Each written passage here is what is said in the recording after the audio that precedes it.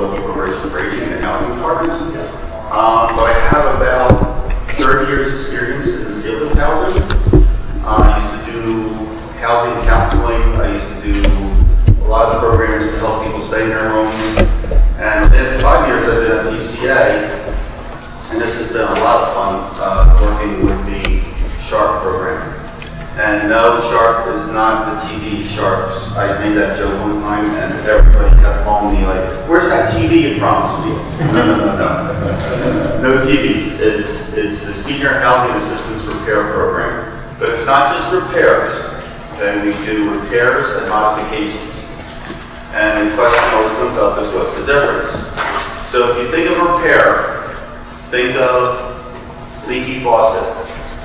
Think of front door not closing well. Basement steps, rickety, need to be replaced. Electrical outlet needs to be replaced because your plugs are falling out. Those are minor repairs. Minor modifications are things like wrought iron rail that we put on the other side of your banister going up the steps.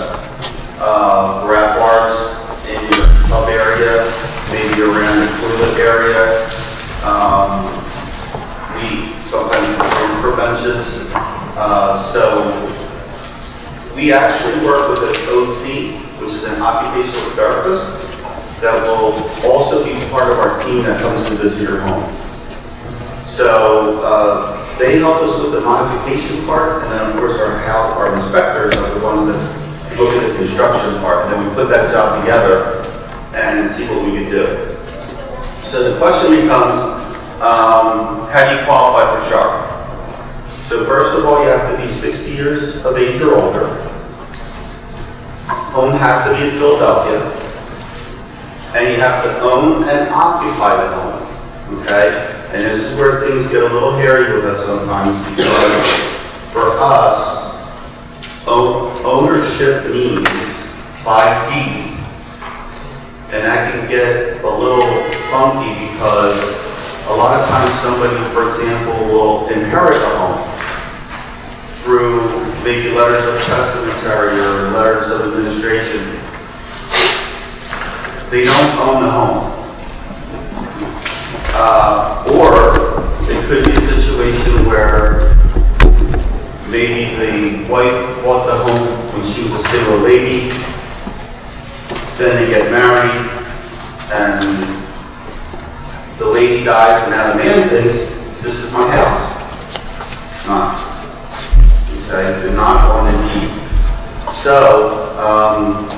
we actually slow down on that part and make sure that you're owner by deed.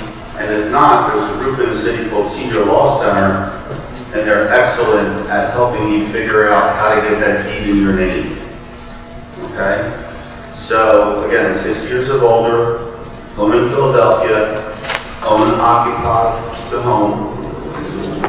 We couldn't, if we served you within the last 5 years, we can't serve you, so SHARP's every 5 years.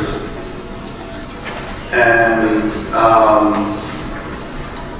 the home has to be in relatively good shape, meaning it wouldn't make sense for us to come in and do minor things if the home's ready to fall down.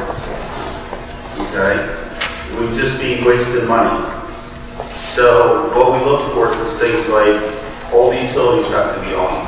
Hot water tank has to be working. It has to be structurally sound so it's not collapsing in on itself. Okay? So those are the absolute musts for the program. Income is no longer an issue because two things happened. One is about a year and a half to 2 years ago, we went to 200% of the poverty guideline. So we used to be the same as LIHEAP, the field program, and now we're at about $2,000 a month for one person in the household to qualify for free services. And that's really nice because we always had that situation where somebody, put the application in and they were like $5 over. So now a whole new group of people are eligible because we went up to 200% of the federal poverty guideline. The other thing is, if you go over 200%, we don't say you're ineligible, we ask if you want to cost share with us. And so that's why I gave you earlier today the chart of income. And if you look at that chart, and if you look at, say, the very first column, and you can see, let's say, up to what, $23,000 is free, right? A year. So if you look all the way across, it's zero, meaning you're not paying anything. But let's say you just went over that amount and you're in that next category. We'll still pay 90% of the costs. And we'll ask you to pay 10% of the costs. And how do we know what your out-of-pocket is? Well, we can't spend more than $2,400 on a home. So we know at 10%, it would be $240. What's also nice is we break that down into 2 payments. So we ask for half the money up front when we start the job, and then when we finish the job, we ask for the other half. And it's usually about a 2-month to 3-month spread in between that time. So you still have time to kind of recuperate from the first payment and get the second one in. So income was really nice because when I first came to the program, it was 150%, and if you were 1 penny over, ineligible, sorry. So that's a nice feature of the program. Like I said, we work with occupational therapists, and we don't have emergency services. We get a lot of calls like that. Almost every day, someone calls and says, you know, there's water squirting across the room.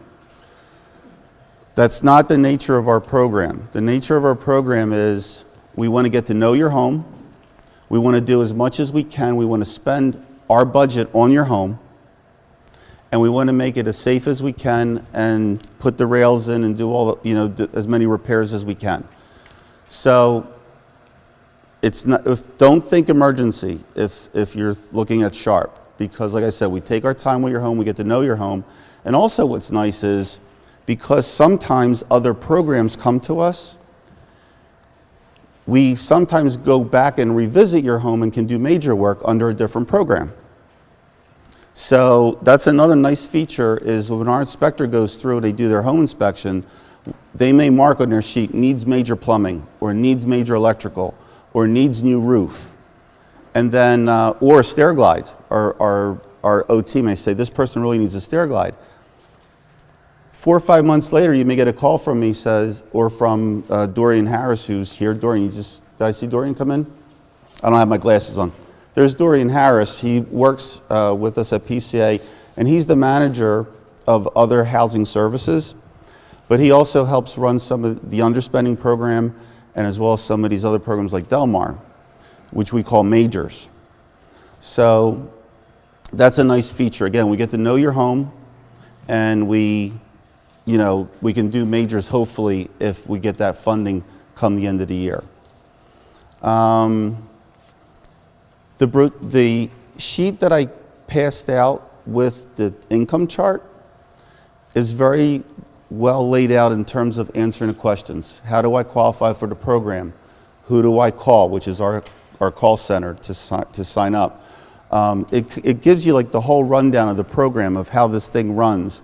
So if you missed anything that I said, it's right there in the handout to give you an idea of how the program, runs through. I'm going to pause here because, like you said, there's going to be Q&A at the end.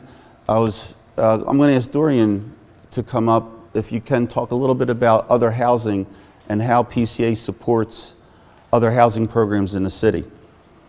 Manager for PCA, I actually focus on long-term care. So it does with the people that are homebound and sick. We do things in the home, state-funded modifications, such as bathrooms, upstairs, first floor, elevators, outside lifts, stair glides. Then we do minor things as well, like intercom systems, grab bars in the shower. What else do we do for them? Anything that's going to keep them home in the home and keep them able to stay there as long as possibly can. So we do a lot of those things. We have a second program I think Richard just mentioned, it's called Delmar. Delmar is a program we got a grant a couple years ago, and we do a lot of different things.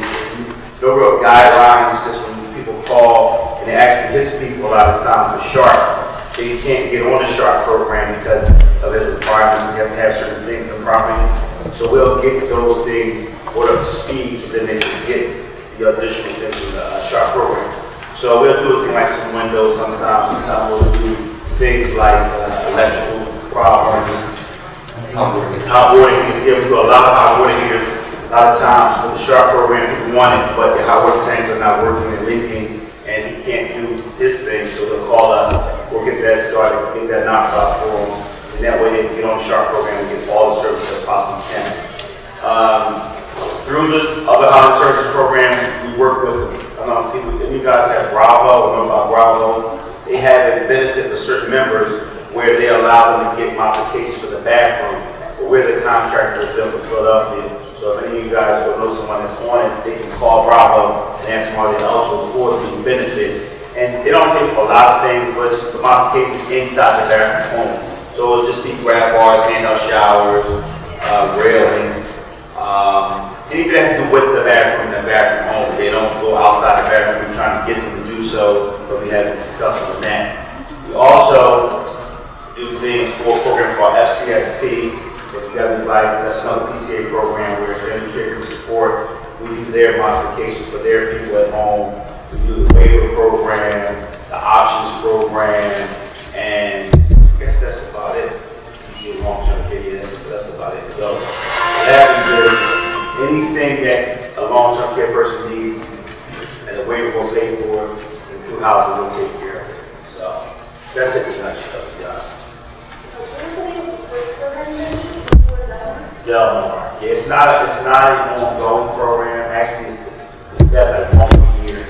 So next year. But most of those people have to be connected with us through our SHARP program because we have to have some type of connection with you. We just can't come out of the blue. So hopefully, if you have someone, they can qualify for the SHARP, and then you can just add on if they need some things additional, either to get them on or this additional after whatever they can, beyond what they can do for that program. But it is an option for 1 more year, beginning January until the end of next year. Then we don't know if we're going to be back to grant or not. Can you talk a little louder, please? I'm done. Do you have any questions? There's going to actually be a Q&A, so we're going to be able to Yes, you just call our call center, our helpline number, the 215-765-9040, which you call PCA for everything. They do the intake for us, and then they pass that up to the housing department, okay? And that's also on that sheet, and it's also on the pink sheet. So you could tell your neighbors and friends, you could take some of those extra pink sheets, give them out to your neighbors and friends, because again, it's a great program. One of the things that I failed to mention, which makes our housing program very unique, and I don't think anyone else has this, is the very first person that you meet with that comes out, and actually Dorian was in that role for, what, 15 years? Yeah. So our assessor, when they go out to the home, not only do they look at how can we sharp help, the person, but what's interesting is if you have any social service questions, pretty much about any program, they know a lot about those different programs, about the fuel program, about the energy programs, about, food programs. I mean, basically, any question you have, and if they don't know, they'll research it and get back to you. So it's really nice because you get that if you have other social service questions, and it doesn't necessarily have to be related to housing. That's a nice feature of the program also. So our assessors are really, really knowledgeable in a lot of different programs. Do you want us to take questions now, or do you want to wait for Q&A? Let's wait for Q&A. Gotcha. And I did bring business cards, so if I did talk too quickly or even after Q&A, you'll be able to reach me in the office. Thank you. First off, thank you for having me. I'm excited to be able to be here with you all and talk about the different services the ECA has to offer. The ECA has a wide range of services, so I try to going to move it by department to try to keep it organized. So my name is Mari. I work at the ECA. I work with the Community Programs Department. That's a hold it. Oh, there we go. Closer. Is it? So ECA stands for Energy Coordinating Agency. And thank you for that question. We get caught up in acronyms sometimes. But ECA is the Energy Coordinating Agency of Philadelphia. So a lot of times when I tell people ECA, they think that we may be like a utility company. We are not a utility company. I don't know if this is working. Okay, so we're not a utility company. What we try to do is help people get connected to services, mostly energy related. So we work with the utility companies. We also work with social service organizations. We also work with the city. We work with many different partners. Do you want to put these over here? Yeah, no worries. So the handout that I'm handing out to you today that's going around has a few pieces in there. One, it has a self-help guide, and that's just tips. I'll get you another one. So the self-help guide has tips on how you can conserve at home, just little fixes that you can do to weatherize your home if it's not already weatherized. The other handout in there is our maps that we have 14 neighborhood energy centers around the city. These are one-stop shops. That's mostly what my department, the Community Programs Department, deals with. Then you have a pamphlet for heater hotline. They are also part of the ECA. And then lastly, you have a sheet that goes through all the programs and income qualifications as well, household size. So the reason I gave you that one is because a lot of times we may not be aware what we qualify for. So that lists some of the programs that you can qualify for, and you can look at that yourself and before you even call one of the centers to make an appointment. So getting back to what the ECA does. So I work at the Community Programs Department, and we have 14 neighborhood energy centers. Each one of these centers work as their own organization. So of the 14 centers, we have partners such as Congreso, United, Center in the Park, which is a senior center. We also work with ASE. We work with Achievability. So what we do is, and what I really enjoy about the model is, instead of trying to create a whole new establishment, let's work with the people who are already established in these neighborhoods and have our services complement the amazing work they're already doing. So this helps us reach different people. We understand that everyone may not come directly to us, but if you worked with Congreso before, you may go to Congreso. And they're also really great at dealing with the Latino community. We have Senator Park, there's a senior center, they're really great at reaching our seniors, but that doesn't mean that because you're a senior, you have to go to Senator Park. You can go to any of them. In fact, if you don't like what Congreso says, you can go to ASE. If you don't like what ASE says, you can go to Achievability. We want to reach you, and we want to meet people where they are, however that may be. So with the centers, what happens is the centers try to meet people when they're in crisis. And what we see as crisis may be a utility shutoff, maybe your heater needs to be repaired or replaced, or you're dealing with really high bills. So when you come into the center, they do an intake. They also do some budget counseling, some energy counseling to talk about how you use energy at home. Now, I don't know about anyone else, but for me, energy is sort of this weird thing that I know it's there, and I'm not sure exactly how my bill's always compiled, but I know that if I need to turn on the light, I turn it on, and I turn on the heat, and then when I get the bill at the end of the month, I'm like, wait, what's all of this? What is going on? So it's not something that we talk about at the dinner table. It's not something that we have conversations about, but it's something we have to be aware of because bill can get a little out of hand at times, and then that is a stressor and something you have to deal with along with, let's say, Philly has an aging housing stock. So some of those things that are contributing to your bill are things that are out of your hand. So we always say it's okay to pay $60 in electricity. It's not okay when you're only using 40. So we want to be able to increase that energy efficiency. So the centers do energy counseling to talk about habits and talk about measures. They also help with LIHEAP and crisis. 13 of the 14 centers are USEF sites, so they will help you apply for USEF if you're eligible. And then they'll take it a step further. Philly is one of the cities that has an affordability program for all 3 major utilities. You have PGW has CRP. You have PECO has the CAP program, Customer Assistance Program. You have the Water Department has the Tiered Assistance Program. So they have, before we even start talking about shutoffs, if we can talk about affordability and making your bills more affordable today, let's do that first.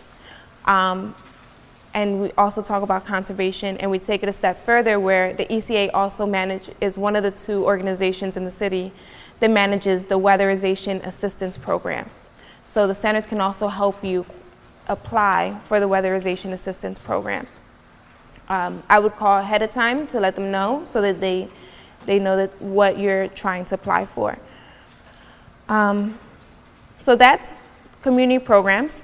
Community programs mostly deals with the 14 centers, and the centers are sort of these one-stop shops that help you with your bill assistance as well as home repair programs. They help you do a lot of the referral piece. Community programs also does workshops around the city. We do workshops for PECO and PGW. For PGW, there is no income requirement. We go out, we take our energy educators, we come out with this window and we show you how to weatherize your home. I am not an electrician or a plumber, but I deserve to save money, and so do you. So you do not have to be an electrician or a plumber to be able to conserve energy at home. And we really try to drive that message. And you don't have to go into replacing your windows to be able to save energy at home. There are things that you can do that are cost effective to save energy. And we try to focus on those things. We not only look at conserving, but also making sure that the measures we are encouraging are also cost effective and fit the family that we're speaking to. So we do those are the PGW workshops.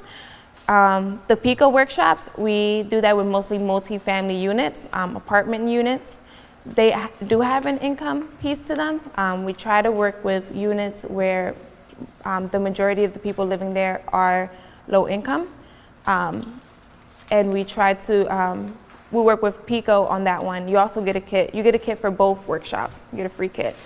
But with that one, we have to have a BPI certified person. So we only have about 2 presenters for that, but we have a lot of room for scheduling. The PGW ones, we try to train community members to be able to do that one since they do not have to be BPI certified, which is the building science, something, don't get me lying, guys.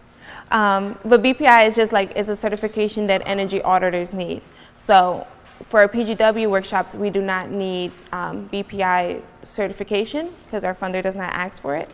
So we try to reach to community members to get them trained because again, if they're already leaders in the community, let's just give them more resources so then they can drive the message. And so the centers are trained as well as we have other organizations that are trained to do the weatherization workshops. The other thing that comes out of the community programs department is this energy directory. The energy directory has all the programs that are listed in that sheet that I just gave you, as well as more home repair programs and different organizations, how to get in touch with the city, how to, if you're dealing with a dispute, how to deal with a dispute, if you're dealing with tenant rights or issues, what are your rights as a tenant when it comes to the utilities, and who to go to. So this energy directory is something we create every year, and we give it out to free to other organizations. Because even with the 14 centers, we know we can't reach everyone, so we try to equip other people to be able to have the same resources. And I'll be giving this to you. And in those, if you have more questions about the specific programs from that sheet that has the income qualifications, I'll be leaving one of these so you guys can look up the program and see how you can apply. All right, so that's community programs. The other department we have is the conservation department. And the conservation department is the one that deals with the weatherization assistance program. They're the ones that go out and weatherize your home. You can go to one of the 14 centers, call them to make an appointment to fill out a weatherization assistance program application, but you can also come to us directly at 106 West Clearfield, and we will, you can go directly to our main site and fill out an application there. So conservation, that's mostly what they deal with. The homes that we go into, there is, the weatherization assistance program is a federal program. And so there is a cap on like how much can be spent in each home. So what we try to do is target the areas which will give us the most energy savings. So if that's your windows, that's what we're gonna work on. If it's improving insulation, that's what we're gonna work on. There are some restraints to the weatherization assistance program because it has that cap. So things like mold or leaky roof, those are things that WAP cannot directly fix.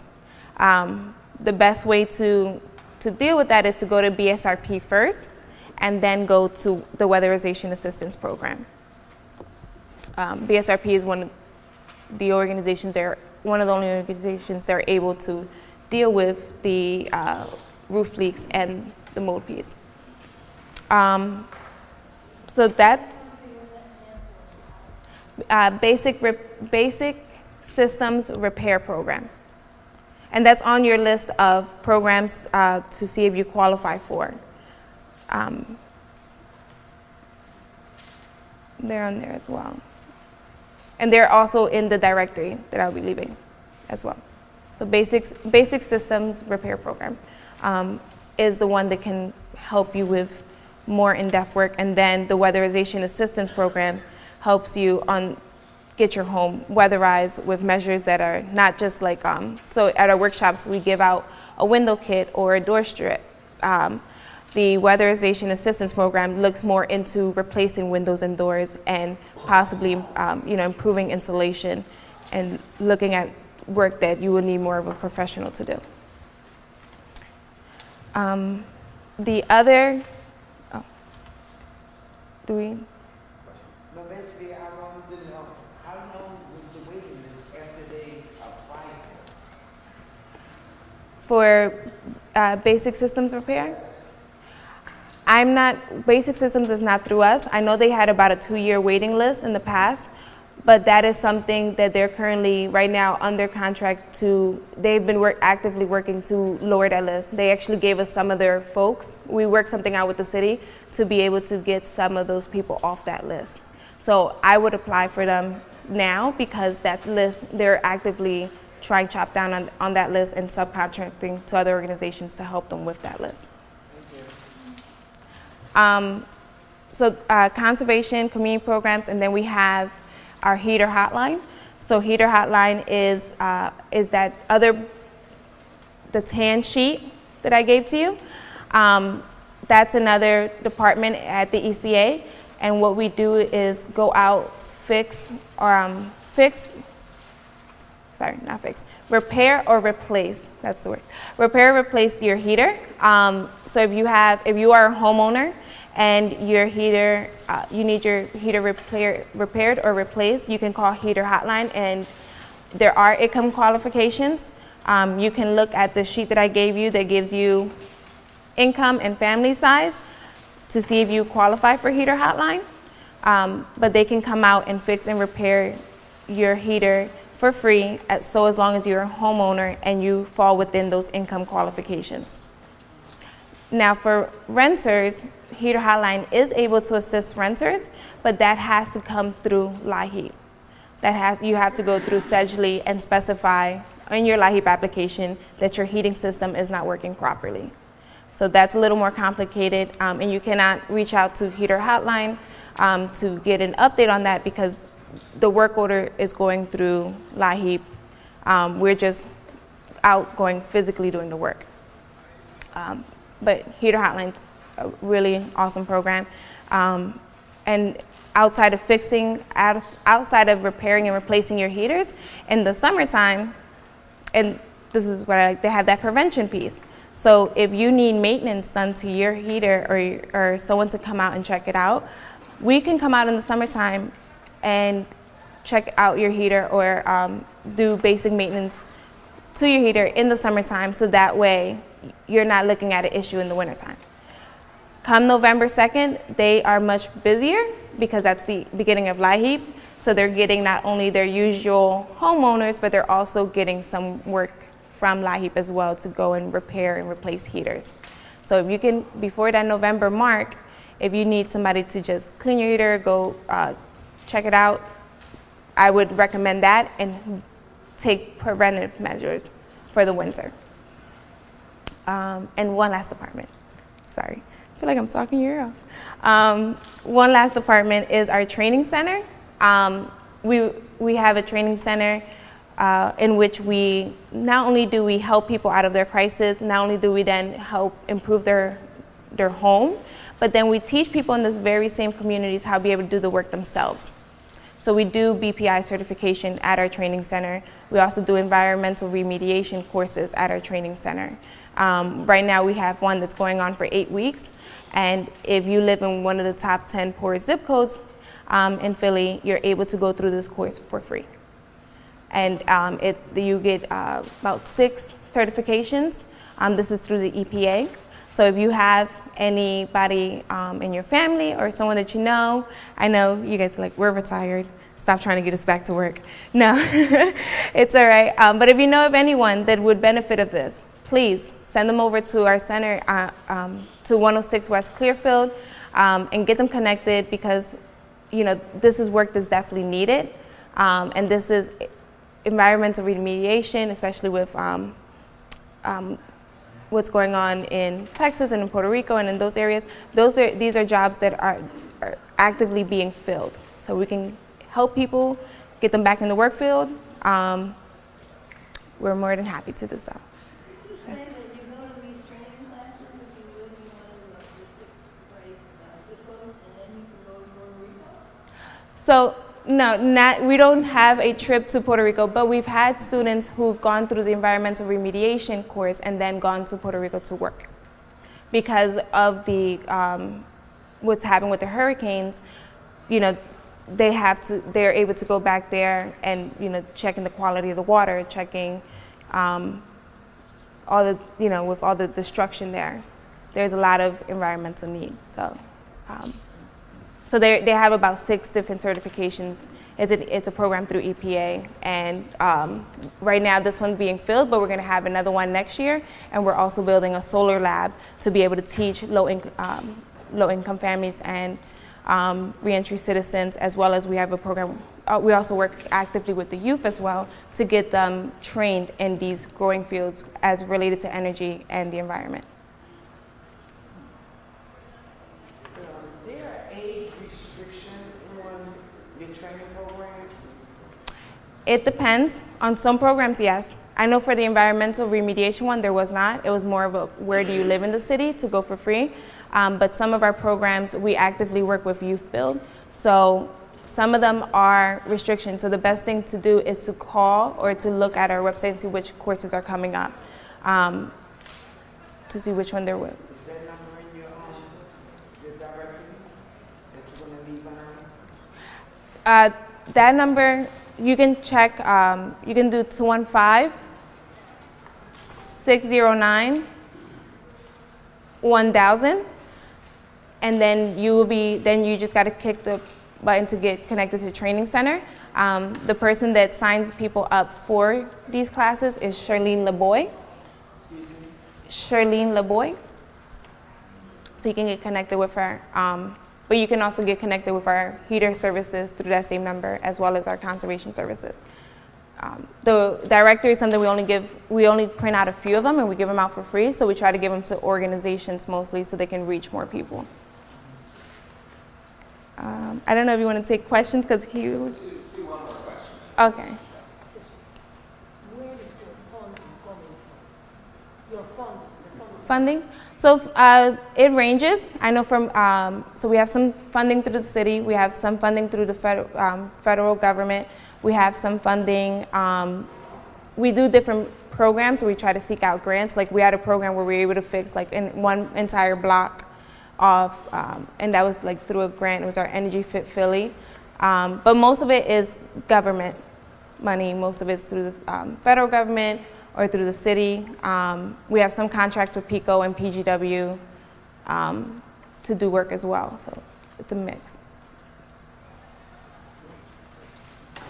In the EPA, but that's federal as well. Thank you. Okay. I'm Marielle Lorenz. I'm, as David had said, I'm from CARI, the Center for Advocacy for the Rights and Interests of the Elderly. We're actually 2 blocks down the street. We're at 1500 JFK Boulevard at 2 Penn Center. And I usually let folks know that, you know, if they're trying to find us, I'm like, well, we're right across from Dilworth Plaza, Love Park, and we're in the same building as Social Security. And then that's when most people are like, oh yeah, I know where you are. So we're right in Center City. This is our 40th anniversary. We are this year. So we have been advocating for the well-being and autonomy for older adults for 40 years. And I just want to briefly go over some of the things that CARI does in case some of you are not familiar with us. I'm the CARI Line supervisor, and the CARI Line is basically a free confidential line that an older adult, a friend, a caregiver, a family member, a professional, really anybody can call and speak to an advocate who has concerns about older adults. As our director Diane Menia would probably say, really the topics for the reasons of calling are wide-ranging. There are some topics that are more easily for advocates to grasp, like trying to connect with the SHARP program, or how can someone lower their energy bills, housing, or Medicare, which I'll be talking about in a little bit. But there's some other topics that if we don't know the answer, we'll certainly find it, research it, and get it back to you. I like to think of us as more than just providing information. Sometimes it's also being an advocate. It means that we are doing conference calling to an organization to try to find out where, you know, why someone can't access a benefit. Or I've done those types of calls very often. So it's really wide-ranging what CARI Line can do. Within CARI Line is the Apprise program. How many of you are familiar with the Apprise program, if just to show? Okay, you're in for a treat today. So the Apprise program is a counseling program for Medicare beneficiaries and their families to help folks understand the wide topics that come with Medicare. As many of you who are beneficiaries know, you've probably been seeing it a lot on your television, that it's open enrollment. You may have gotten inundated with your mailbox, your email, phone calls, could be, or just people chatting with you, that this is open enrollment, which is the time that if you have a Medicare Advantage plan or if you have a standalone Part D drug plan, if you're looking to change that, this is the time to do it. So right now you have 5 more days to do that, and what Apprise does is that we help individuals go over their options when it comes to drug plans or Medicare Advantage plans, or how they really want to get their coverage. You know, choice is a really wonderful thing to have, but as of right now, there's 27 different Medicare Advantage plans that cover this zip code. That can be a lot for a person to go through. So we help individuals think about what's important to them when it comes to healthcare coverage. Can they afford the premium? Can they afford the co-pays? Is there a deductible in that plan? Are there doctors or the providers in that, in the particular networks of the health plan? Is it convenient to get to those providers? What additional services might there be with those plans? Some plans have like silver sneakers, or they have wellness benefits. Some have, there's some plans, depending on your coverage, could potentially have medical transportation as well. So we can go over those things, and really my goal is just to try to make it really accessible for an individual to understand, to help you make the best choice for that year. I have no skin in the game to sell you a plan. Our staff and our volunteers, we're really here just to make sure that you have the tools to make the best choice. And that's really why I really love the Apprise program so much. And we do help folks throughout the year if they're new to Medicare, or sometimes there's instances where you may have a service and Medicare or your plan didn't pay for it. That may be something that you can appeal. And that's also something the Apprise program can help with. So I did bring envelopes, what am I saying? Thank you, brought folders. So I brought folders with our brochure.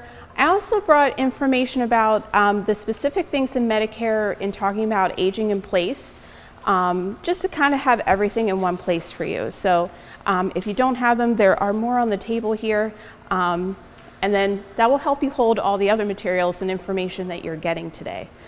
So, so with that in mind, as an Apprise counselor, I've had a lot of training in Medicare. I've been an Apprise counselor for 2 years. Before that, I was actually with the SMP program, which is our Medicare fraud prevention program.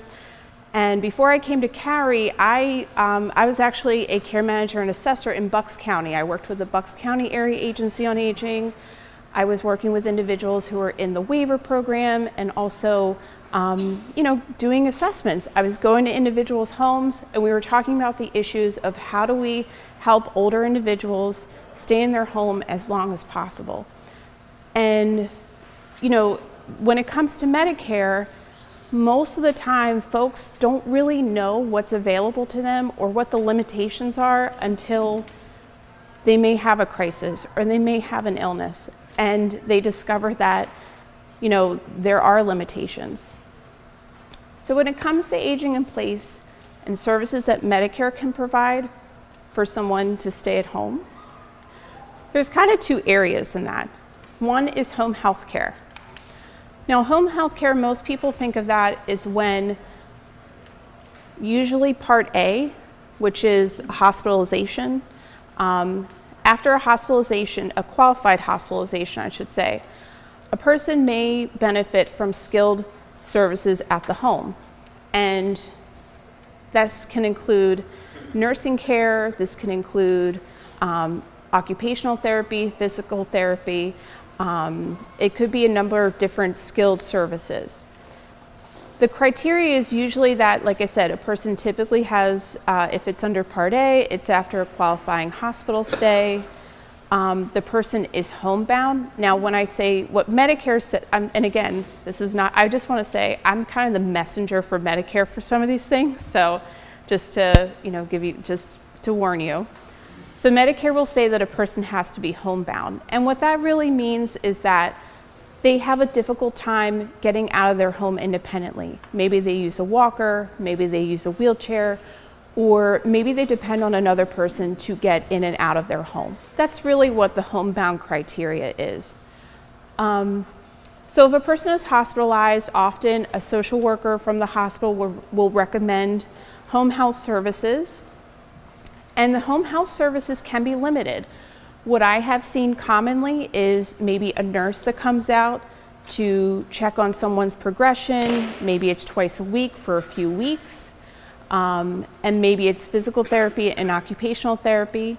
Again, the sessions can be limited. According to Medicare, it can be up to 28 hours a week with the combined amount of services. Now, if you're asking about, well, what if someone needs assistance with personal care, like getting in the shower, getting to the bathroom, getting to in and out of their chair. Is that something that Medicare will pay for? Standalone, no. Medicare may have with the skilled services, allow a home health aide to be part of that skilled services plan. But again, the services can be limited. So what happens often is that an individual needs these services, and maybe what happens is they may need them for long term, and that's where it's important to then have a discussion about, well, how can these services sustain? So whether that's private paying, if someone has long-term care insurance, or potentially applying for a long-term care support services program that's Medicaid funded. So that's usually how folks can continue those services long-term, because Medicare is only short-term most of the time. So that's some information about the home health home health program when it comes to Medicare. If you have a Medicare Advantage plan like your Cigna Health Springs or your Keystone 65, they're going to pay for that. And they usually have the same criteria as Medicare does. You may have a copay associated with it. You want to check with your health plan, basically, if you're in need of those services. The other area when it comes to trying to age in place and things that can help us do that when we are facing a chronic illness or had a recent hospitalization is durable medical equipment. Oftentimes, Medicare Part B is the payer of durable medical equipment. This could be wheelchair, hospital bed, and the wheelchair could be motorized wheelchair or just a transfer wheelchair. It could be oxygen. It could be a number of different things that Medicare will cover. Unfortunately, things like stair glides, grab bars, handrails, like bath chairs, Medicare typically doesn't pay for those. Again, I'm just the messenger of that, but that's Medicare's criteria. Typically with durable medical equipment, there's a couple things to keep in mind. This is something that Medicare Part B covers, and remember with Medicare Part B, or like I said, if you have an Advantage plan, you should be told what those copays are. But Medicare typically pays 80% of the approved amount, and then the beneficiary has that 20% copay. Oftentimes, when it comes to something like a wheelchair, hospital bed, equipment like that, at first, you're renting it from Medicare, you're still paying that 20%, but the supplier that you had gotten it from, all the repairs are covered by that supplier. After about 13 months, then you own the equipment. So if something comes up that it needs to be repaired, potentially you could be charged a service fee for the supplier to come out to fix it. And then also you would need, at least if you're looking for Medicare to repair it, potentially, and this has been an issue that I've been advocating a lot lately, is working with a doctor, because they have to say that it's medically necessary for this repair to happen. Let me just jump back a minute, because I should have talked about the criteria often. When does durable medical equipment come into play, and how does someone obtain that? Usually you have to work with your doctor, because again, they're going to have to either fill out a form, maybe it's a certificate of medical necessity, as to why this person needs the equipment. It has to be used in the home. So that's usually a criteria that Medicare has. And it's going to, I believe, last more than 3 years. And I say that because Medicare is only going to maybe replace a scooter, a wheelchair, or hospital bed every 5 years. So if someone had gotten a wheelchair and then they're looking to replace it 2 years later, Medicare's not going to do that. They're not going to usually replace that. The other part that working with a supplier, and I have some information in that, is that Philadelphia is in an area called what's called a competitive bidding area, which means that Medicare gives you a list of suppliers that you would need to get connected with to get the piece of equipment you need. You can't just go to any durable medical equipment or supplier for the equipment that you're seeking out. This information can be found on Medicare.gov, and also I should note too that you can also find home health agencies that are Medicare certified on Medicare.gov. There are search options there. But if you have questions about, how to find a supplier, how to, the process of, getting equipment if you need it, that's something, again, that Apprise can help with. I've helped folks in the past, whether it's making sure that the doctor filled out the paperwork to get to the supplier, or, whether it's helping an individual, figure out, well, which home health agency, who should I choose from? So we can sort of provide some guidance on those issues. So I think I covered just about everything. I mean, unfortunately, like I said, Medicare is limited when it comes to aging in place, but there are some options available. If you have questions, I'm happy to answer them during the panel time. Or do you want me? Yes, I will do that at that time. So, okay, thank you very much. I'm Carolyn Kotloff. I'm a physical therapist at Chestnut Hill Hospital. I'm here to talk about fall prevention and things that you can do in your home or just to yourself to make yourself less likely to fall. Because falling is what gets people ending up in the hospital, and ending up in the hospital is what gets people out of their home. So we want to avoid that the best that you can. Okay, so there's 3 parts of your body that control your balance system. And there's things to do about each one of them if they start to falter a little bit. So the first one is your eyes and your vision in general. So, you want to talk louder? Okay. So the first problem, can you hear it better?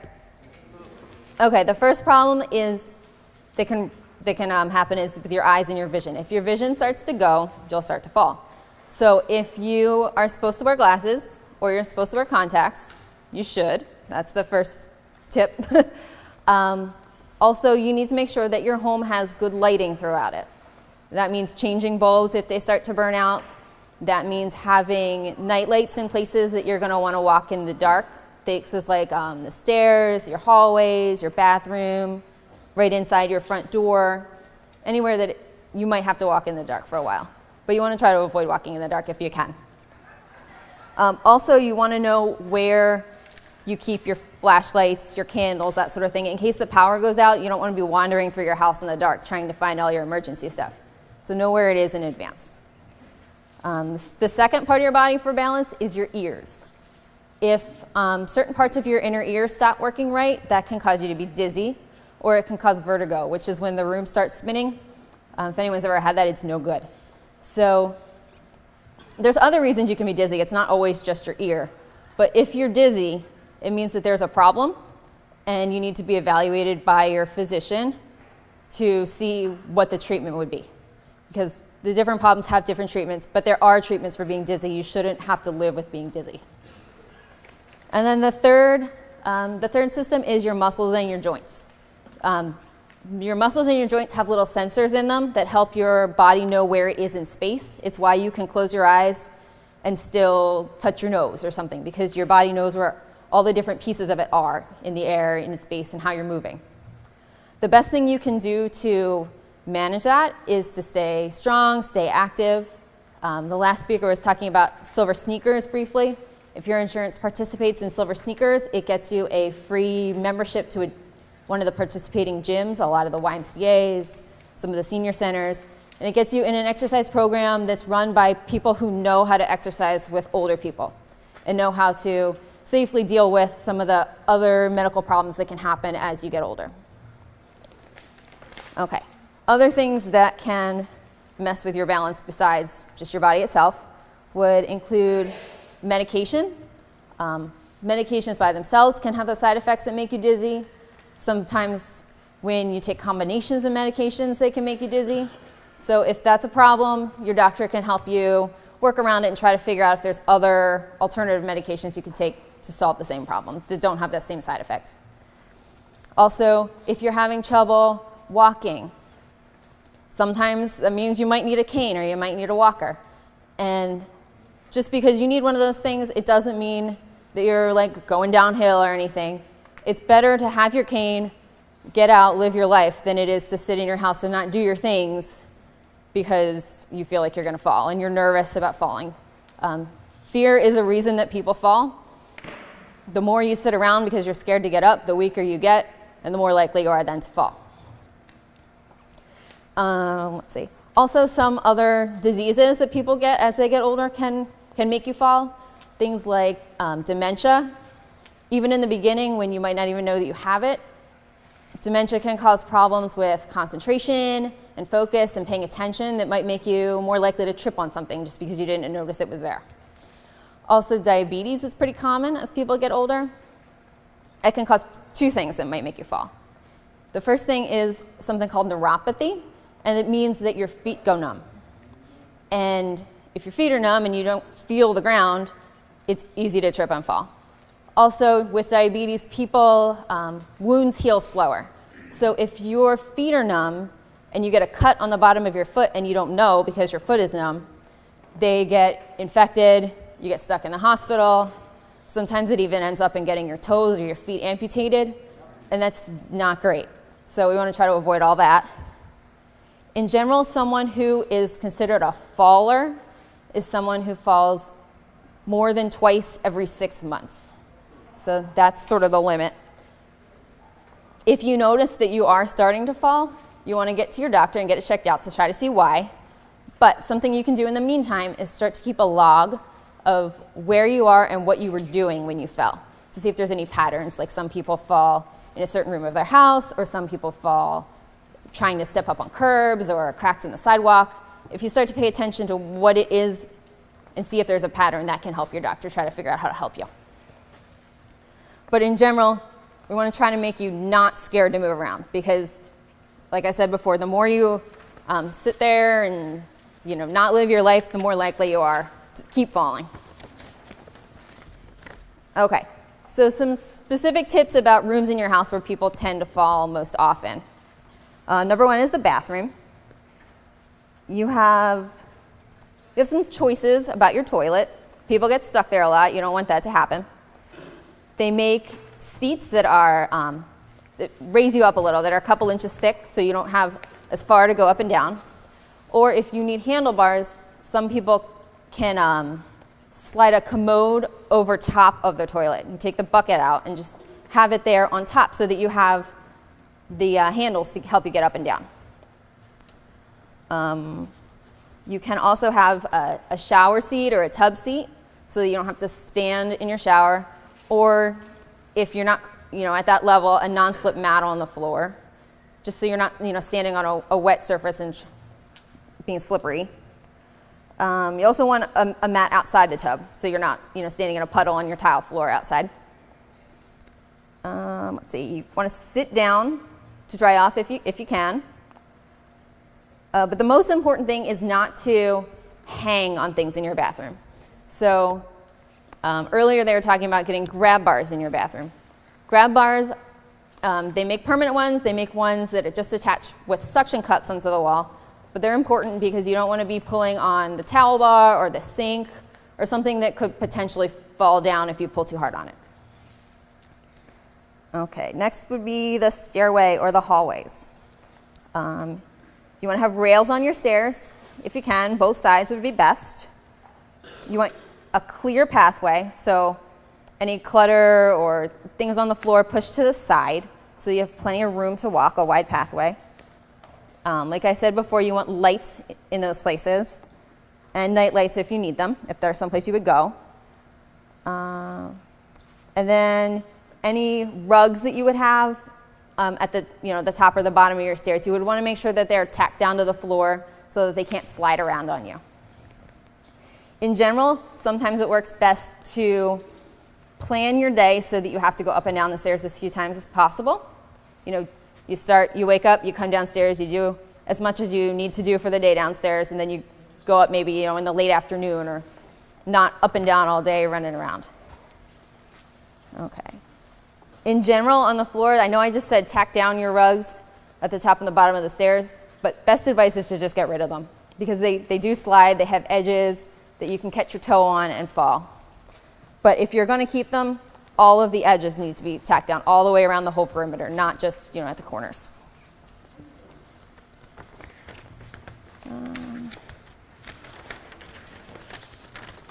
Okay, and then in the kitchen, you want to keep the things you use the most in places that are convenient to you. So in the lower cabinets, or maybe on the counter, or in the first level of cabinets, you don't want to be climbing up on step ladders, trying to get stuff out of the high cabinets, especially if it's on a daily basis. The things you use the most should be close to your reach, where you're not having to go too far up or too far down to get them.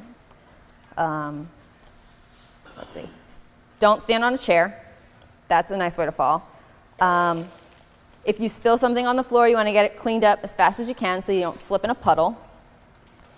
And then if you have heavy things that you need to move around your kitchen, try to use your countertops the best that you can. If you put them on top of maybe a dish towel or something, and you can just sort of slide things around where you need to go. Or if you can't do that, wheeled carts. If you have a bigger kitchen that you need to move things around a bigger space, a wheeled cart is a way to go. Okay. Other just general tips for around your whole house. If you have wires on the floor, like from lamps or your TV or whatever, you want to keep them pushed back to the edges of the room so you don't trip over them. Like I said before, if the floor is wet or if you're freshly polished or something where it's slippery, you want to be careful about that. If you're using a walker, a cane, anything like that, you want to make sure that the rubber tip on the bottom isn't worn through. After a while, they will start to wear through, and you just get a replacement at CVS or something. It's not a big deal. You just need to know to look for it. If you have pets, you want to make sure you just know where they are so that you're not getting up, not paying attention, and tripping over your dog. That's not good for you or the dog. Let's see. And then you want to use good quality shoes that have rubber bottoms, just as a non-skid kind of thing. Okay, and then the last thing that I want to talk about is they're called life alerts, or you might know them as the I've fallen and I can't get up button. So there's a lot of different brands of them. They can come as necklaces, they can come as watches. There's different styles. They all look different for whichever kind you like. They all pretty much work the same. So the first one, and this is probably mostly for Mari, but do you have to own your property to qualify for the weatherization assistance program? You do not have to own your property, but you do need to have a lease to go with the application. So renters can get their homes weatherized. I believe it's a copy of lease, and also there's a form that you get. You get what's that called? Approval from the landlord. So in the application, there is like a letter just saying that the landlord approves that you're going to be doing these repairs on the home. But you don't have to own your home. You can be a renter as well. And I guess also related to the renting versus owning for Sharp. So I know you mentioned, Rich, that it's the homeowner who needs to qualify. But if there is someone who is renting, is there any support? If they needed something like a grab bar put in, is there anything that Sharp can do, or is there other avenues that PCA could connect people to?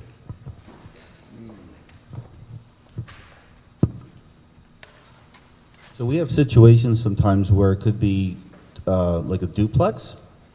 So the owner lives downstairs and the renter's upstairs. We can work in the owner's unit, but we can't work in a renter's unit. Because again, this is geared towards home ownership. So whoever owns the unit, right, whoever the homeowner is, that's where we'll do the work.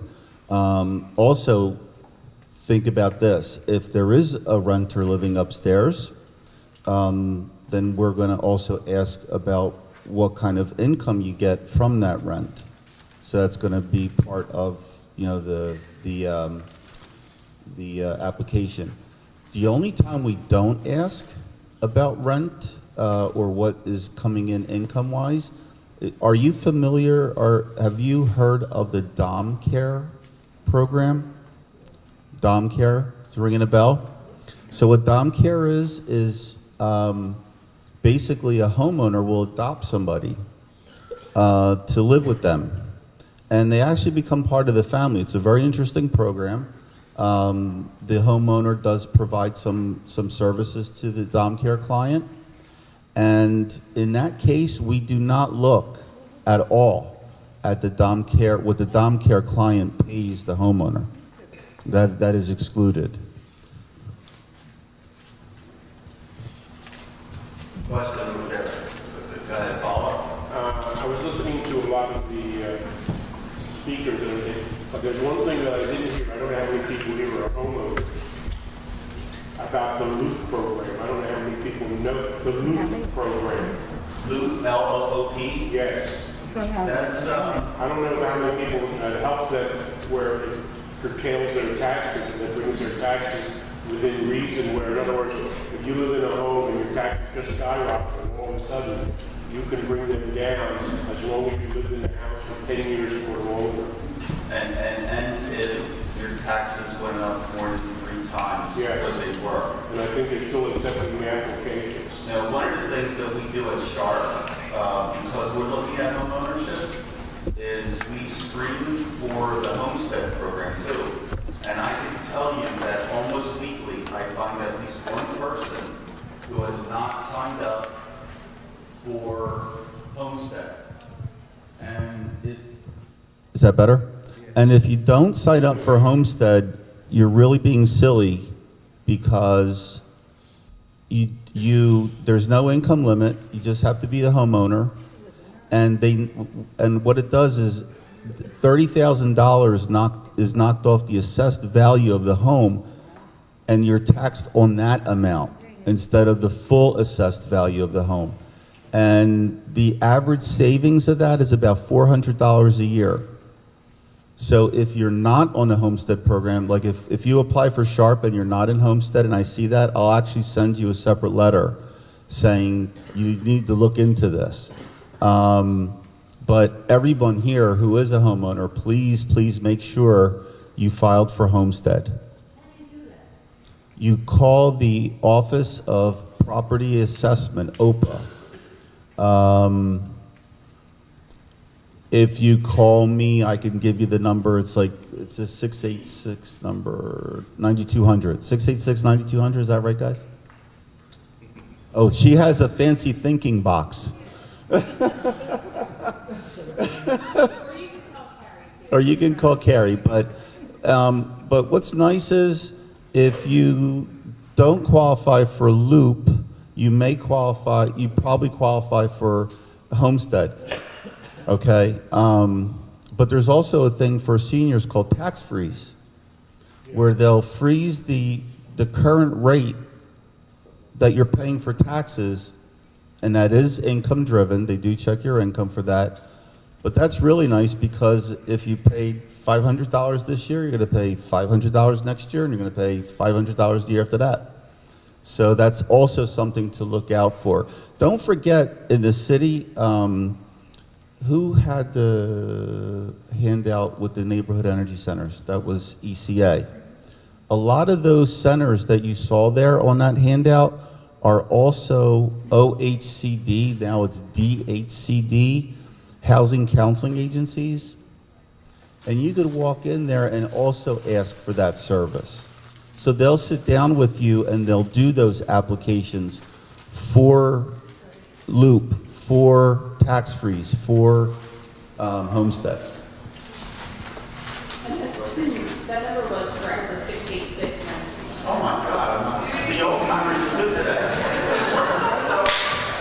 Is a home considered a condo or a co-op? Good question. When you have a condo, a condominium, you actually own that unit.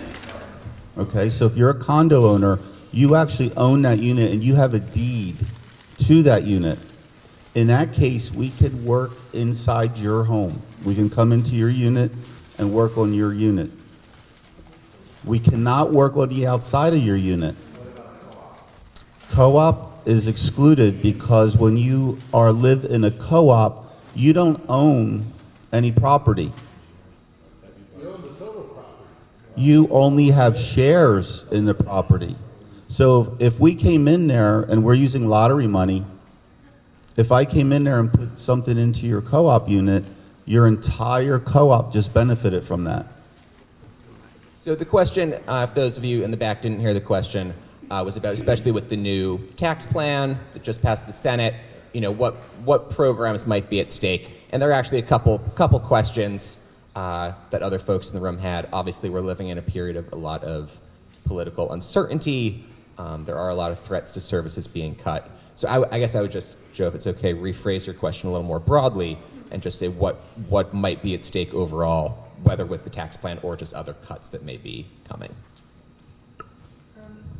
I can't speak specifically to the tax plan. I know that last year we were looking at LIHEAP and possibly, mostly LIHEAP being cut off, and it was on the chopping block. And we did a lot of advocacy work around that, and we work with organizations to help prevent LIHEAP from being cut last year.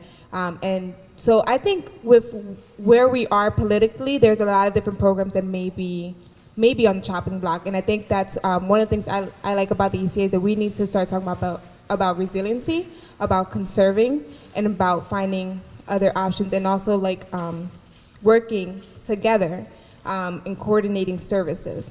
Because we're not sure what is the next program to try to get chopped. I know when we were speaking of LIHEAP, we were really looking at how all people are served by it, whether you live in an urban neighborhood or a rural neighborhood. It really affects everyone, and sort of the health pieces that come with it, they're all so intertwined. So I think we really need to, work closely together, and it's something that I've heard a lot of organizations say in coordinating services and using our services more efficiently. But also as individuals, we need to start thinking about conservation and building resiliency at home as well. From my perspective, the cut that would affect my business is Medicaid and other government health programs getting cut. The only thing that I can really tell you to do is if you have an insurance and you lose it for some reason related to that, a lot of the local universities who have medical schools or nursing schools or dental schools or therapy schools or whatever have clinics to help their students learn. They're low cost, some of them are free, some of them are run directly by the university, some of them are run in partnership with other programs. But if you need some sort of service, call one of the local universities like Temple or Drexel or something like that, and they should be able to point you towards a lower, a free program. There's always a number of ongoing concerns, but one of the things I guess I could encourage you all is how to be an advocate. So at Cary, we do have a director of advocacy initiatives. Her name is Kathy Cubitt. She is one of the brightest people, really tapped into the aging network. Every month, I don't think they're going to have one in December, but every month they have, the first Thursday of every month they have a legislative meeting, and it goes over the issues that are happening that can affect older adults. And one of the ways to find out what is going on is Cary does put out a monthly newsletter around aging policy issues. It could be on a national level and all the way to state and local level. One of the things I could share is that, it was concerning with the tax plan that was passed last night. I mean, this is just to keep in mind, this is not the final thing. It still has to go to committee where the House and the Senate have to kind of agree on something before the House can vote again, and then whether that passes and it gets to the President's desk. So I would encourage you to, AARP has done a lot of advocacy work around and about this issue, the tax plan. The Center for Medicare Advocacy and the Medicare Rights Center have written a lot. So AARP has been very vocal, so I definitely encourage you all to read up on their views of the plan, coming from an older adult perspective. if there's things that you're seeing that you don't like and you want to make sure that someone hears about it, I highly encourage you to contact your local House of Representatives and also our 2 senators. Just call. If you go to our website, www.carrie.org. No, just one R. Go to carrie.org. We have a section on, I believe it's advocacy, something like that. You can, and then you'll be directed to how you can subscribe to our newsletter. And actually, you'll be able to view on our website past newsletters as well, so you'll be able to see some of the other issues that we have been advocating on. Our president and CEO of Philadelphia Corporation for Aging is Holly Lang, and she just issued a statement 2 or 3 days ago that said that if this passes, it can affect services in your home under the long-term care side of things. I don't know what that means. I don't know if it, I know she was on Channel 10, and one of the interview went something like she was concerned about the home delivered meals, for example. I think we support close to 10,000 people a day in some capacity. There's only about 4,000 nursing home beds in the city. So if you start cutting back on the in-home care, where do those people go?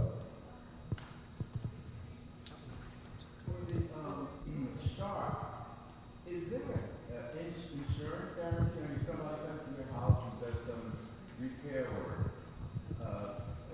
Do you have to be concerned about whether it's good or not? You know, like a week later, the same thing happens, and you're We warranty all our work, so you get a 1-year warranty. We are a Pennsylvania contractor. If you go look in the Pennsylvania licensures, Philadelphia Corporation for Aging is a contractor. As such, we follow all the rules and regs. We are licensed, insured, and bonded. We warranty our work for a year, parts and labor. And we also, the warranty part, I just lost my train of thought. What was the second part of this question? If the same thing happens again, I know what I want to say. Sharp, we use our own mechanics. They are PCA employees. The only time we use outside folks is for the iron rails because they're custom made, and durable medical equipment, things like tub seats, tub chairs, transfer benches, those types of things. That comes from a pharmacy type company. along the same lines, if someone gets a property, do you do preventative care? I mean, No. so they have to call first, do something. You got to remember the SHARP program is just like a benefit. It has nothing to do, it's not a right. So you sign up, and it's not like the city PATC. You sign up, you get it once, and you can't come back. You're allowed to come back once every 5 years. Whereas the city PATC, you get the one thing, that's one shot, lifetime. So it's not about preventative care. This is just really an added protocol. Somebody says 75 years old, they find a place, and of course, they don't have the rails, they don't have any of that stuff. They have Part of, if someone is moving, a senior is moving, I would highly recommend that they go to the housing counseling programs to talk about those things, so that they go in with eyes wide open, because there is a lot of discussion about, I want to downsize. Yeah, I get it, but where are you going to? And what are those conditions there? So this is the same way when you're buying your home for the first time you get a housing inspection, you can get a housing inspection on the home you're buying. And they can go over those things. The other thing is, DOTs are awesome at that. That's what they do. They'll go into your home and they'll tell you, you need more lighting here. You need more grab grab bars. You need more railings. You know, you need to get rid of those throw rugs. So, and what I don't know, maybe you can answer, is could a doctor order that? Would that be covered under Medicare? So it's tricky to do. Yeah, the only company I know off the top of my head that will do it is called Fox Rehab. It can't get billed under normal health care, like home health, because that's under Part A and it has to do with hospitalizations and all that. So you need to get a company who's willing to do it and charge it under Part B. And there aren't that many companies that are set up that way, but it is possible. Just saying something about the WAP program.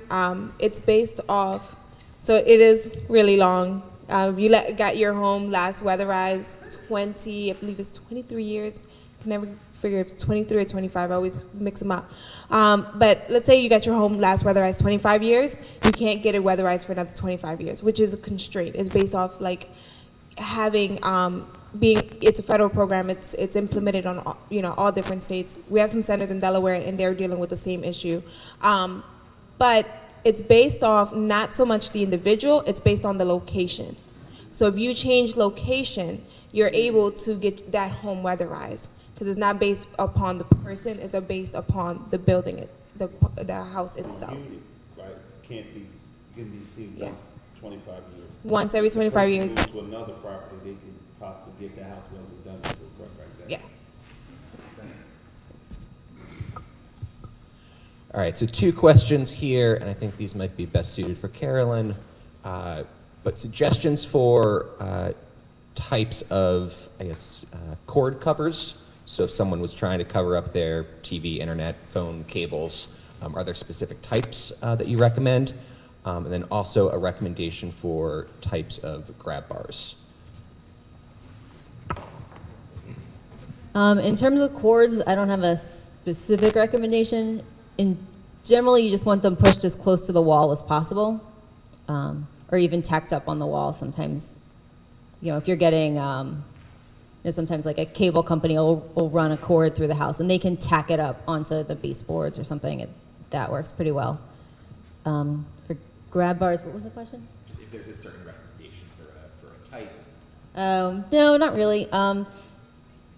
You would want whoever's putting them in to, look at your bathroom or wherever, because it's going to depend more on what your actual space looks like. Sometimes they can be placed at an angle that's easier to grab, but sometimes there's not enough room for that. There's not really a specific brand or anything that's better than others. The permanent ones are going to be more sturdy than the suction cup style ones, but anything's better than nothing. So do what you can. Would a motorized wheelchair potentially be covered under Medicare?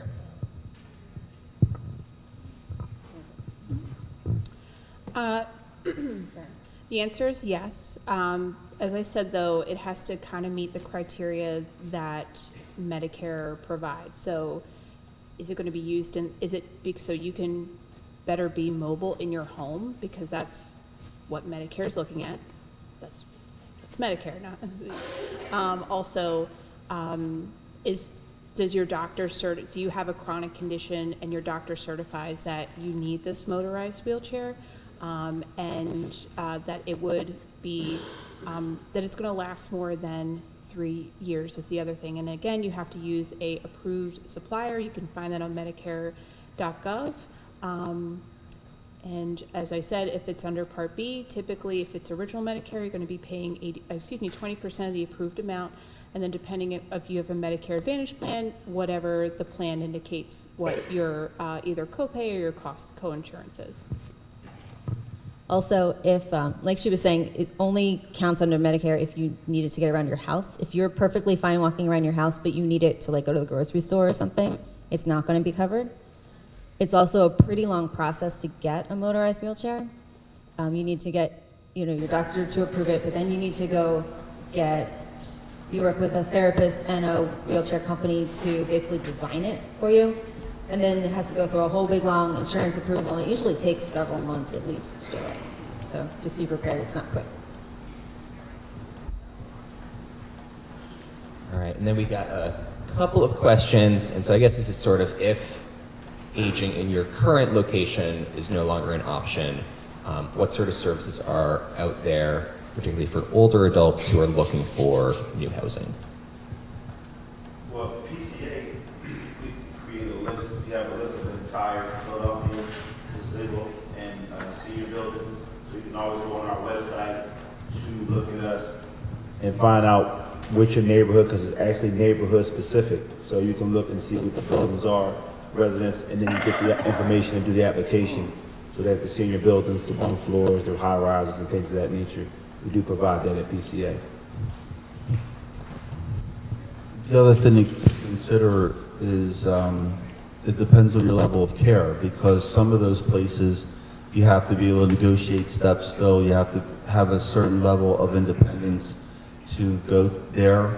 So there's different types of facilities.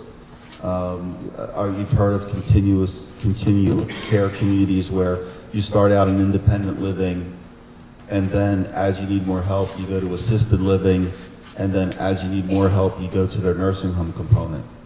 I think there's a place in Philly here called the Watermark.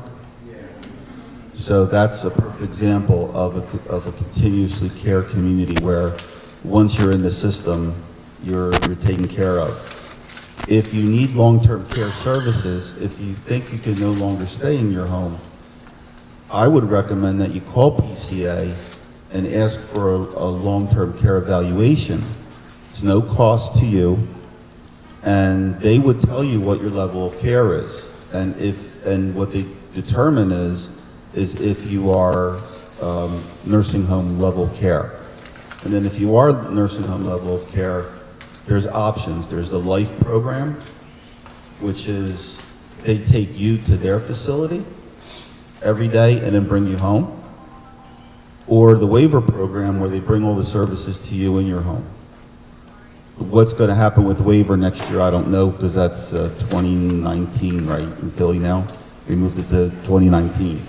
So waiver's going to change a little bit, but you know, as far as long-term care options, that's, as opposed to going to a nursing home, that's still an option. You can get services in your home. And that's the program that Dorian supports with our housing department to bring in stair glides and things like that when they fall under the waiver program. So there's a new building, LGBT building for seniors. Do you have to have a certain income, or is that age related, or do you know about that? Yeah, so the building I think you're referring to, Richard, is the Anderson Apartments over on 13th Street at 13th and Spruce. And so yes, that is, there are different income levels. So depending on your income, you basically are paying, you're paying your rent based on what you're making each month. There is, and one of the other questions that we had here for the panel is just about housing options in general for LGBT older adults. And right now, Anderson is the only building in the city, it's one of the only ones in the country that is specifically designed as being an LGBT-friendly senior living complex. So it's a tremendous resource for the city. There is a very long waiting list to get into Anderson. And it's a spot where there needs to be a lot more advocacy work to get more facilities like Anderson here in Philadelphia, as well as statewide and around the country. But short answer to your question, Richard, is yes, that building is sliding scale for income.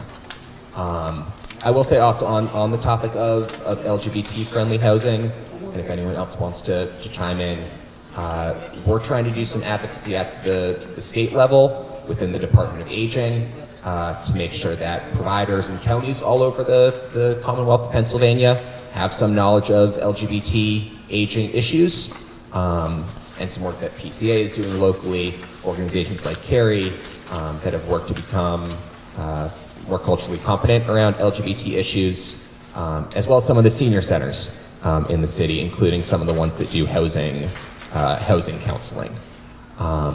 So there definitely needs to be more. The options are sadly somewhat limited, but if anyone here has more to add. Hold on, Richard. I want to hear from Joseph again, and I'll come back to you, Richard. Back to the nursing home moment that we were talking about. Is it myth that using 60 plus as the marker, so if one has to be in a nursing home and you're in your own home at that moment, at that time, is the trading chip that you have to relinquish your home as payment towards that stay? Because I know basically a good nursing home is supposed to be at least $8,000 a month. You're referring to a state recovery, which is some programs are open to a state recovery, meaning that the state will come back when you pass and try to recoup its cost. So, for example, the waiver program that I mentioned, keeping you home instead of going to the nursing home, that's open to a state recovery. Okay, so, but that's when you pass. The myth is, I'm going to a nursing home and they're going to come and take my home right away. No. No, because there's people that are in nursing homes for years, but the home doesn't sell. So how are they paying? The state's paying. And then the state will come back and try to do what they call a state recovery. PCA has a pamphlet on a state recovery. So if you call our call center, the 765-9040 number, they'll send you that pamphlet in the mail and you can go over it, because there are some nuances as to if they always try to recover or not. So does one have an option of going to some place like Sunrise Assisted Living? I mean, do you have an option as to where you want to go and still have state recovery come in later? Or do you have to go to something that's reasonable cost? No, it's I guess when's your place, but I just wanted to make one thing I did not mention, I failed to mention in my presentation, is that with SHARP program, there is no lien or judgment placed on your property, and there is no estate recovery. We are a standalone plan, a standalone program, I should say. We're not tied into any of that. Okay, so for SHARP, you don't have to worry about that. I was going to finish this question. Well, two things about estate recovery. The other thing is when you call PCA, they give you the pamphlet, but we also refer to the legal. So we send people to Temple Law School, we send them to Community Legal Service and Senior Law Center and the Prize and things like that, so they can get the specific advice. And another thing is, when you're saying every nursing home is different in cost, but when the state takes over, they have a standard rate. They don't pay what that's out of pocket as you're talking. Right, they have a standard rate that they use, that they pay across the board. So that's why what happens is when people don't get the nursing home they want, because the nursing homes start screening, they have their own way of screening people, because they know that they're not going to get the full rate cash paying person, and then people would get into lesser nursing homes than you would want your family in. So that's what happens with that. So. I just wanted to add to the estate recovery question, was that yes, the state recovery comes into play not just after the individual who benefited from the services, but also the spouse who lived in the home as well. So that's just something to keep in mind, because I think can be a lot of confusion about the issue. Yes, there are ways to potentially avoid that. I'm not an attorney though, so if someone tried to call Carrie and how can I avoid estate recovery? I would have to refer them to an attorney to do that, because it would just be inappropriate as advocates for us to provide that strategy. But like I said, PCA has a pamphlet, the state has a pamphlet as well, so I hope that helps clear those answers up. Well, if you go to a nursing home and you leave your house, what will you do? You leave the house empty or you rent it out?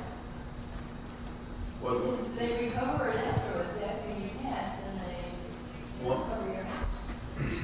I mean, one of the things that what you were just mentioning is what they call the community spouse. If you have a community spouse living there, of course, they worry about impoverishing that person. So their income is looked at and all that kind of stuff. But if you are by yourself and you go into a nursing home, yeah, you mothball the house. Nobody's good when you don't rent it? No, I mean, you don't have to. The only thing, like, I actually talked with an individual, a situation where, like, a child moved into the home, and what happens is that if a child or a friend moves into the home, then what is going to happen is that they're going to be responsible for paying the taxes and the upkeep of the home, because the state only, like, when someone goes into a nursing home, the state figures, and if someone applies for Medicaid, the state figures out what expenses that person has. Maybe it's an insurance plan, or, like I said, or other things, and then, or their income, and then they figure out, well, this is what Medicaid is going to contribute to the nursing home stay.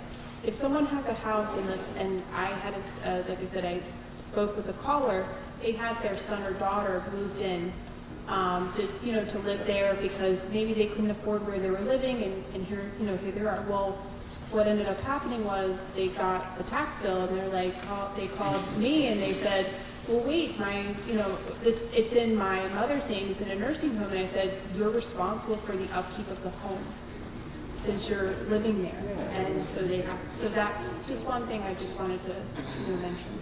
Just keep in mind too, that if you get that state grant, your income goes to the nursing home, that person that goes in, so you won't be able to use your money to pay for that home.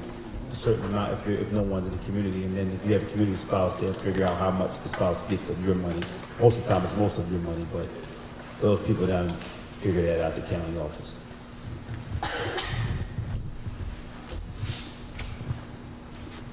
All right. So I got through the questions that were given to me on the note cards, and I want to be respectful of everyone's time and end on time here.